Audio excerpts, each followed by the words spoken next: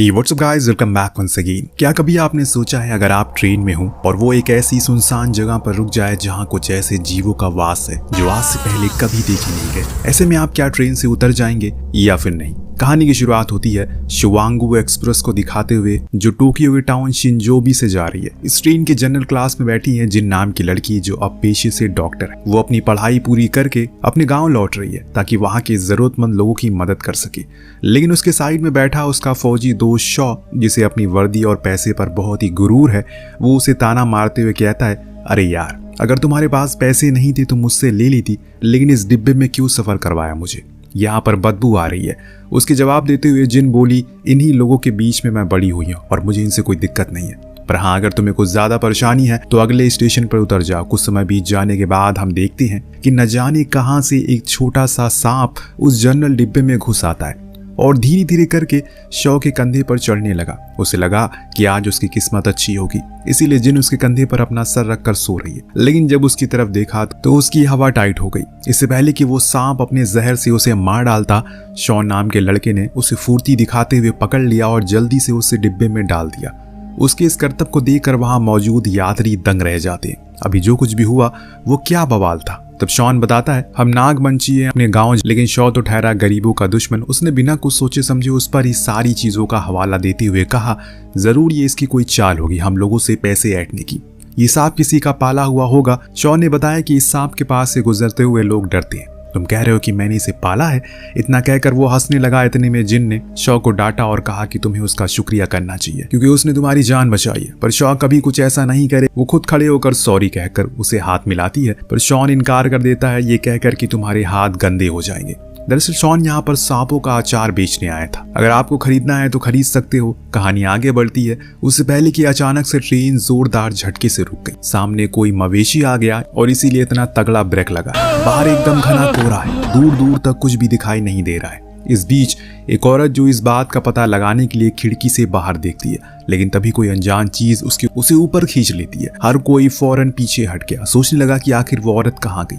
अगले ही पल उनके सामने एक ऐसा मंजर आया जो देखने के बाद उन सभी की रूह कांप गई। दरअसल जिस खिड़की से वो झांक रही थी, बाहर अब वही खिड़की उस औरत से खून से सन चुकी है। ये देखने के बाद वो लोग फौरन फर्स्ट क्लास की ओर भागने लगे, इस उम्मीद में कि जरूर वहां उन्हें मदद मिलेगी। सबसे आगे भागने वाला आदमी के ऊपर एक सांप ने अचानक हमला करके उसे जमीन पर गिरा दिया और फिर देखते ही देखते उस पूरी ट्रेन के डिब्बे में सांपों की मानो फौज आ गई हो। इन सभी के आकार एक समान होते हैं और ऐसा लग रहा था कि मानो ये ट्रेन किसी सांपों के अड्डे पर आकर रुक गई हो। उनकी पार्टी को खराब कर दिया। अब एक एक करके वो सभी लोगों पर हमला करने लगती है। अफरा तफरी मच जाती है। कुछ लोग मारे भी जाते हैं, कुछ खुद की जान बचाने के लिए बाहर भागते हैं, पर वहां भी उन्हें कोई खींच लेता है। इन्हीं में से एक को वॉशरूम में जाकर छुप गया, लेकिन वहां भी बेचारे को नहीं बख्शा इन्होंने। हालातों को देखकर शॉन ने सभी से कहा कि फौरन जिसके पास लहसुन है उसके मुंह में चबाकर थूकना शुरू कर दो। सांपों को लहसुन की सुगंध पसंद नहीं है। सभी ने ऐसा करना शुरू किया और इसे एक हद तक चीजें थम भी गई। उस दौरान शॉ ने अपनी बंदूक निकाली और शॉन के ऊपर तान दी। उसका इल्जाम ये था उसने इन सांपों को उकसाया होगा क्योंकि उसका काम है सांपों को कैद करना, इसीलिए वो उसे बदला लेने के लिए आए। उसी चक्कर में हम सभी भी फंस गए। तभी जिन ने आकर उसे रोका और कहा कि ऐसे मुसीबत के समय में तुम्हें तो सभी की मदद करनी चाहिए। तुम हो और तुम सामने वाले पर इल्जाम लगा रहे हो। इनकी बात पूरी हो पाती तभी कुछ ऐसा दिख जाता है जिसकी उम्मीद तो शायद किसी ने कभी नहीं करी होगी। सामने के दरवाजे से किसी के जोर जोर पीटने की सिसकियां आ रही थी, जैसे मानो उसका शरीर कितने ही टुकड़े कर दिए हो। उसी बीच अचानक गेट टूट गया। तभी जो दिखा वो देखकर इनकी आंखें फटी रह गई। दो मुंह वाला एक विशाल अजगर, अब होगा मौत का तांडव। उन अजगर ने एक ही झटके में आधे से ज्यादा यात्रियों को जिंदा निकल लिया, पर ये तो उसके लिए सिर्फ स्टार्टर था। अभी पेट भरने के लिए उसे और लोग चाहिए थे, इसीलिए वो अब आगे बढ़ना शुरू करता है। शॉन बाकी के लोगों को फौरन आगे जाने को कहता है तो वो लोग भागकर फर्स्ट क्लास में छुप जाते हैं, पर इस दौरान कुछ यात्री पीछे रह गए थे। लेकिन घमंडी शॉ उनके लिए गेट नहीं खोलता, लेकिन जिन से ये देखा नहीं गया। उसने खुद गेट खोलकर उन्हें अंदर बुला लिया और बाकी के यात्रियों को शॉ पर अपना गुस्सा जाहिर भी किया। पर शॉन ने सभी को अब जल्दी से ट्रेन की छत पर चढ़ने को कहा ताकि वो जितनी जल्दी हो सके इंजन तक पहुंच सके। हो सकता है कि इंजन की गर्मी से वो हैवान दूर हो जाए, इसीलिए सभी ऊपर चढ़ने लगते हैं। इसी दौरान एक सिपाही देखता है, वो अब इनके पीछे आ रहा है तेजी से, जैसे कि मानो कुछ पुराने अधूरे बदले हो जो उसे इनसे लेने हो। सभी अब फौरन भागकर इंजन की ओर जाना शुरू करते हैं, लेकिन अंधेरे होने के कारण ये करना इतना आसान नहीं था। इतने में पीछे से वो भी आ गया जो कि अब एक एक करके सभी को खा रहा है। ऐसे भागने से कुछ नहीं होगा, इसीलिए अब वो लोग नीचे आ गए। इसी में एक सिपाही का पैर पत्थर से लग गया, जिससे वो नीचे गिर पड़ा और तब एक लड़की ने उसकी मदद के लिए हाथ बढ़ाया तो उस कायर ने उस लड़की को आगे कर दिया और खुद भाग गया, जिससे कि उस बेचारी की वही मौत हो गई। जैसे जैसे ये लोग जंगल में जाते जा रहे हैं वैसे वैसे जंगल की गहराई से इनका राब्ता होता जा रहा है, पर मुसीबत अभी टली नहीं है। लेकिन यहाँ शॉन के दिमाग ने इनकी जान बचा ली। वो कैसे, चलिए देखते हैं। दरअसल उसे पता है कि सांप आगे से डरते हैं और उन्होंने अपने चारों ओर आग लगा ली, जिससे कि वो इनकी तरफ आ ही नहीं पाए और कुछ इस तरह से इन लोगों की जान बच पाई। लेकिन कितनी देर तक, ये तो किसी को नहीं पता। सुबह होने पर सभी लोग एक जगह पर बैठ गए। कुछ लोग थे जिन्हें उन सांपों ने काट लिया था, जिसके चलते उन्हें थोड़ी तकलीफ हो रही थी। ऐसी एक छोटी बच्ची थी जिसका जहर शॉन अपने मुंह से खींचकर बाहर निकाल रहा था। तभी जिन उसे पूछती है हमें इस जहर से बचने के लिए क्या करना चाहिए। उसने बताया उसके घर पर एक जड़ी बूटी है, उसे काम बन सकता है। इतने में शॉ बोल उठा, देखा मैंने कहा था ना, ये पैसे कमाने के लिए ये सब कर रहा है। पहले इसने अपने सांपों से हमें हमला करवाया, उसके बाद हमें खुद की बनाई हुई दवाई बेच रहा है। इतना सुनते ही शॉन वहां से जाने लगा, क्योंकि ये लोग कभी भी उसकी बात पर भरोसा नहीं करेंगे, इसीलिए बेहतर है कि वो अकेला ही चला जाए। परंतु जिन समझदार थी उसे पता था कि अगर किसी को सबसे ज्यादा सांपों के बारे में पता है तो वो वही है, इसीलिए उसका हमारे साथ रहना किसी वरदान से कम नहीं। और इसीलिए सबने उसे माफी मांगी और फिर ये लोग उसके गांव की तरफ बढ़ने लगे, जो वहां से थोड़ी दूरी पर होता है। लेकिन दोस्तों, जब ये लोग वहां पहुंचे तो वहां का नजारा तो किसी जहन्नुम से कम नहीं था। चारों तरफ सिर्फ लाशों का ढेर था, खून की आकृतियां बनी थी झोपड़ियों पर। ऐसा लग रहा है मानो यहाँ खून की होली खेली गई हो। शॉन ने सभी को पुराने मंदिर में जाने को कहा, खुद पागलों की तरह अपनी माँ को ढूंढने लग गया। उधर जब ये लोग मंदिर में गए तो वहाँ बेबस और लाचार लोग अपनी जिंदगी से लड़ रहे थे। दरअसल उन सांपों ने यहाँ भी इस गाँव में अपना कहर बरसाया था, जिससे कई लोग मारे गए थे। लेकिन कुछ की किस्मत अच्छी थी, वो बच गए, यहाँ आकर छुप गए। इतने में वहां पर शॉन आया, जिसकी माँ अभी भी नहीं मिली। पर तभी उसकी नजर अपनी सही सलामत माँ पर पड़ी, जो कि उसी मंदिर में मौजूद थी। वो उनसे मिलकर बहुत खुश था। अब बाकी के लोग इन मौतों का इल्जाम दे रहे थे, जो सुन शॉन बोला, मुझे पहले से मालूम था कि तुम लोग मेरे ऊपर ही सारा इल्जाम डालोगे, लेकिन मेरा इसमें कोई कसूर नहीं है। तभी एक आदमी बोल उठा, तुम्हें ही उन सांपों को मारा था पहले और अचार बनाने के लिए, इसीलिए वो अपनी मौत का बदला ले रहे हैं हमें मारकर। लेकिन असली वजह तो कुछ और ही है, जो शॉन खुद अपने मुंह से बताता है। दरअसल सरकार ने एक अभियान शुरू किया है, जिसके चलते उन्हें कुछ अधूरी गांव के जंगलों को काटना पड़ेगा। और उस अभियान में उनके गांव भी आता है, जिसके पास सबसे ज्यादा घना जंगल है, जिसमें अनेक प्रकार के जीव हैं, जिन सभी का घर उजड़ चुका है। तो जिन बोली, तो क्या फिर कोई उपाय नहीं है इसका, जिससे हम इन जहरों से बच सकें? शॉन कहा कि एक उपाय है। शराब घाटी से यहाँ 30 मील दूर है, वहां पर एक मासी फूल खिलता है, जिसके रस को अगर हम पी ले तो खुद की जान को कुछ साल और दे सकते हैं। पर उस घाटी में जाना यानी कि मौत को दावत देना। उसके हर एक मील की चढ़ाई पर मौत मंडराती है। तभी एक बुजुर्ग बोल उठा कि शॉन सही कह रहा है। आज से पहले कई लोग उस जगह पर जा चुके हैं, लेकिन अभी तक वो लौटे नहीं। हर कोई मायूस होकर बैठ गया, शायद अब अंत करीब है, लेकिन जिन किसी को ऐसे मरने नहीं दे सकती। उसने कहा कि वो जाएगी, एक बार कोशिश तो जरूर करेगी, हो सकता है कि उसकी किस्मत में कुछ और लिखा हो। पीछे से कुछ और लोग भी आ गए, जिन्होंने जिन के फैसले में उसका साथ दिया। कुछ इस तरह से एक टुकड़ी बन गई और इसमें शॉ के भी सिपाही मौजूद थे, जिनकी तादाद थोड़ी बढ़ गई। ये सभी लोग पहले कुछ मील पैदल चलते हैं, उसके बाद जब नदी आई तो नाव का सहारा लिया। यहाँ शॉ अपनी बदतमीजी के चलते सभी को खतरे में डाल देता है। वो उसी नदी में पेशाब करने लगता है, कोई चीज पानी से बाहर उसे पकड़ लेती है और पानी में खींच लेती है।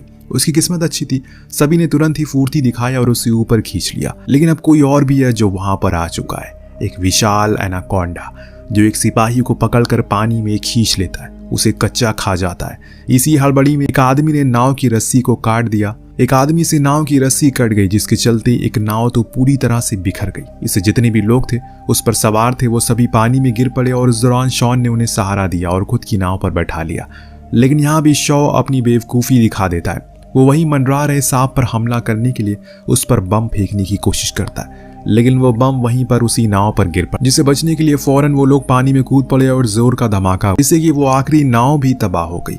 जब ये लोग किनारे पर आए तो इन्हें ध्यान आया कि इस धमाके से तो शॉन के पास नक्शा था उस घाटी तक जाने का, वो भी खो चुका है, यानी कि उनके पास कोई दिशा नहीं बची। इस चीज के लिए भी शॉ उसे ही जिम्मेदार ठहराता है। हालांकि गलती तो पूरी उसकी थी, लेकिन आदत से मजबूर। इस बीच शॉन बताता है कि उन्हें किसी नक्शे की जरूरत नहीं है, क्योंकि उसके दिमाग में उस घाटी का नक्शा ऑलरेडी है, बस उसके लिए उसे मंदिर का रास्ते से जाना होगा। पहले तो शॉ उसके साथ जाने से इनकार करता है, लेकिन फिर कुछ देर बाद उसे एहसास हुआ अगर वो यहीं रह जाएगा तो बाकी के लोग उसे कायर समझेंगे। इसीलिए वो फौरन उठा और अपने साथियों के साथ आगे बढ़ गया। अब धीरे धीरे करके ये लोग झाड़ियों से होकर उस मंदिर के करीब जाने लगे। लेकिन जब बीच में इन्हें एक लाश मिली तो ये सभी हिल गए, क्योंकि उसे उसी सांप ने काटा था। उसी के पास उस सांप के अंडे भी थे, जिन्हें देखकर शॉ ने एक ऐसी हरकत कर दी जिसका खामियाजा शायद उसे आगे चलकर मिलेगा। उसने उस अंडों को पैरों से कुचल दिया। अब शॉन से बर्दाश्त नहीं हुआ, इसीलिए उसने कह दिया कि वो अपनी बेवकूफी से सभी की जान जोखिम में डाल रहा है। लेकिन वो कहाँ मानने वाला था, वो तो उन्हीं टूटे हुए अंडों के ऊपर पेशाब भी करने लगता है। लेकिन उसका दंड उसे कुछ ही देर में मिल गया, जब एक सांप आकर सीधा उसके पिछवाड़े में काट लेता है। अब इस डर से वो इतना ज्यादा कर्रा रहा था कि पीछे आ रहे उसके साथी भी भाग कर आ गए, लेकिन किसी की हिम्मत नहीं हो रही थी कोई उसके इस जहर को, खून को अपने मुंह से निकाले। अब ऐसी जगह उसे काटा था तो जिन ने एक डॉक्टर होते हुए कहा कि वो ये काम करेगी, लेकिन शॉन ने उसे बचा लिया और कहा कि रुको, मेरे पास एक चीज है। वो एक खास किस्म के औजार से उसके जहर को बाहर निकाल देता है। और ये जंगल मामूली चीजों से नहीं भरा, बल्कि इसके हर एक मील पर कुछ नया और भयानक देखने को मिलेगा। जैसे कि अभी जब ये लोग आगे बढ़ रहे थे तो अभी इन्हें अचानक अपने चारों तरफ का माहौल एकदम सा बदला सा लगा। दरअसल जिस जगह पर खड़े हैं वहां पर हर तरफ बस बड़े बड़े मकड़ियों के जाले थे। उन जालों में इंसानों की लाशें फंसी थी, जिसे देखने के बाद इनका गला सूख गया। आखिर ये लोग हैं कौन और इन्हें मारा किसने? इतने में आजगी ने सभी से कहा कि शांति बनाए रखो, अगर आवाज की तो हमारी मौत बाहर आ जाएगी। लेकिन तभी गलती से शॉ के एक सिपाही से बंदूक चल गई। अब वो गोली जा लगी एक जाले पर, जिससे कि उसमें लटकी लाश नीचे गिर जाती है और फिर उसके अंदर से बाहर आई मौत, यानी कि लाखों की तादाद में जहरीली चींटियां, जिसकी चपेट में वही सिपाही आ गया जिसने गोली चलाई। हालांकि जिन ने कोशिश की जैसी भी करके उसकी जान बचा ली जाए, लेकिन वो सिपाही खुद उसे दूर होने को कहता है, क्योंकि अब उसे पता चल चुका है मौत उसके शरीर पर रेंग रही है। ये सभी वहां से तेजी से आगे बढ़ गए। फिर कुछ और नया देखने को मिल गया, जैसे कि रात का अंधेरा इनके सर पर मंडराया। इनका सामना हुआ एक पुराने मंदिर जो बेहद ही प्राचीन थी, जिसके अंदर जाने पर शॉन ने सभी को बताया ये असल में उन सांपों के देवता है जिनकी वो पूजा किया करते हैं। लेकिन आज से 55 साल पहले ऐसे ही कहर गांव पर बरसा था, तो गांव वालों ने इस मंदिर को हमेशा के लिए बंद करवा दिया, क्योंकि उनका मानना था कि अगर ये खुला रहेगा सांपों को ताकत मिलेगी और वो ही हमेशा हमला करते रहेंगे। उस दिन के बाद से आज ये मंदिर खुला है और इस दौरान जिन की तबीयत में गड़बड़ी होने लगती है। शॉन ने नोटिस किया उसे भी एक मकड़ी ने काट लिया है, और इसीलिए वो फौरन शॉन से कहती है जाकर कुछ लकड़ियों को लेकर आओ, हमें इसे गर्म पानी में डालना होगा वरना ये मर जाएगी। वो फौरन बाहर से लकड़ियां लेकर आया तो जिन को गर्म पानी में बैठाया गया, पर हम देख पाते हैं कोई है जो उसे छुप कर देख रहा है। उसी ने एक सांप भी छोड़ दिया है, जिसके देखते ही जिन चीख पड़ी। जो सुन बाहर खड़ा शॉन भागते हुए अंदर आया, उस सांप को हटाया, तभी वहां पर शॉ भी आ गया, जिसने जब शॉन को वहां देखा तो वो गलत समझ बैठा और उस पर खूब चिल्लाने लगा। जिन ने उसे समझाया कि वो उसकी जान बचाने के लिए आया था सिर्फ। लोग आराम करने लगे, तभी एक लड़की को एक साया नजर आया, जिसके आते ही वहां जल रही सारी मोमबत्तियां बुझ गई और तभी किसी ने इनके ऊपर हमला भी किया। शॉन भागते हुए जिन के पास गया तो देखा कि वहां वो मौजूद ही नहीं है। क्या कोई उसे ले गया? उसी की खोज में वो उस मंदिर के अलग अलग हिस्से में जाने लगा। उस दौरान उसे एक खुफिया दरवाजा मिला, जिसके नीचे जब वो गया तो वहां पर रहस्यमयी तरीके से अलग अलग किस्म के सांपों के मांस लटके थे। तभी पास खड़े संदूक से आवाज आ रही, जिसे जब वो खोलने गया तो पीछे से एक अजीब सी शक्ल का बौना आदमी आया। उस पर चाकू तान देता है। वो हमला करता है इससे पहले कि शॉन आकर उस पर बंदूक तान देता है, इससे पहले कि शॉ आकर उस पर बंदूक तान देता है। इसके बाद उस आदमी ने उस संदूक को खोला, उसमें जिन थी। फिर उसने पूरा कच्चा चिट्ठा बताया कि असल में वो शिकारी है और सांपों का शिकार करता है। वो जानता है कि वो लोग यहाँ पर क्यों आए और उसे पता है वो चीज कहाँ पर है, लेकिन मुझे भी वो चाहिए। सभी लोग राजी हो गए उसे अपने साथ ले जाने के लिए, क्योंकि वो एक शॉर्टकट रास्ता जानता था जो एक गुफा से होकर गुजरता है, जिसकी छत पर लाखों की तादाद में खून पीने वाले चमगादड़ है। अगर हल्का सा भी शोर हुआ सभी का खून चूस लेंगे वो। धीरे धीरे करके ये लोग आगे आए तो इनके सामने आई एक गहरी खाई, जिसकी उस पार जाने के लिए इन्हें इस्तेमाल करना था इन्हें आदम बाबा के जमाने का पुल, जिसकी कोई गारंटी नहीं है। सबसे पहले वो बौना शिकारी गया, फिर एक एक करके बाकी के लोग, लेकिन उसी में एक आदमी का सूटकेस खुल गया बीच रास्ते में, जिसमें ढेर सारे पैसे थे। सबके सब नीचे खाई में गिर गए, जिसके गम में वो वहीं फूट कर रोने लगा।